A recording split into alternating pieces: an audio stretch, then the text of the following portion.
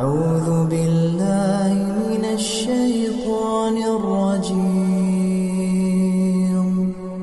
بسم الله الرحمن الرحيم.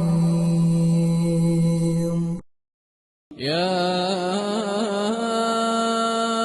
أيها الذين آمنوا إذا نودي للصلاة من يوم الجمعة فاسعوا إلى ذكر الله